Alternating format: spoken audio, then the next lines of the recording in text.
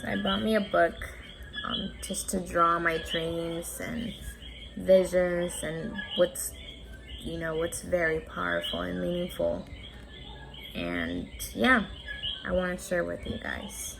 It was on Saturday, August 15, and I woke up at 8 to 9 in the morning. This is when I started to paint and draw what I saw as quickly as I could before I forget. So here, this is my pastor, Pastor Manuel Pineda. This is me, and this is a lady from the church here in Arecibo. Right here, as you can see, we were all talking.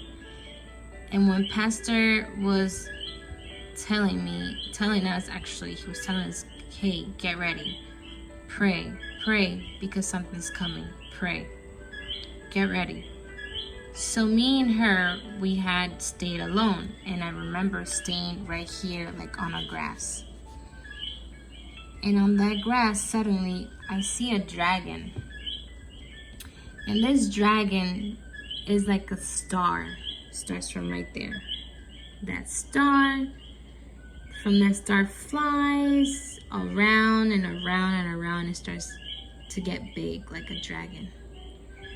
Automatically, I knew something's not right. When it started to shape like a dragon, because at first it was fooling me as a cute star. But no, it turned out to be a dragon. It kept going around in circles. We start to hear noises from, I don't know if these were houses, but we started to hear panic. We start to hear panics from people. So after that, me and this lady, we go into the house. We go running into this house. This house had blue strips, but because I didn't have blue paint, I had to pretty much do what I can.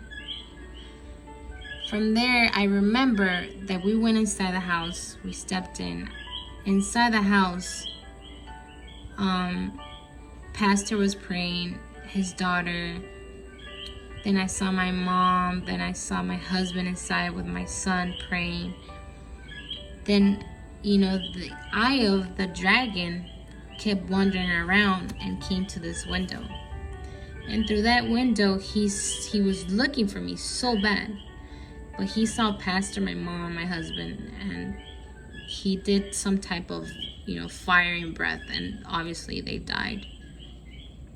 I have no idea why, but his eye was so big, was so evil. His voice was a voice within maybe like 50 voices, I can say more than 2 voices, okay? It was the very freakiest thing ever, the very scariest thing ever. After that happened in the house, I ran, and when I ran downstairs, the scene changed. I was able to see a carpet, a long carpet, like a red carpet where famous people, celebrities walk. Then I saw a very nice luxury car. Then I saw people like shopping, like they were going crazy. People were shopping. I was able to see so much luxury clothes, and pretty much it was so much that I couldn't get into my drawing, but I was able to see business, jobs, people shopping. It was just all, I don't know how to explain it, like maybe worldly things. But people were so focused into this. And it was just, beautiful things. And yeah. After that, I remember that my scene changed. And when my scene changed, I remember I was running. And when I was running, first I got into a forest.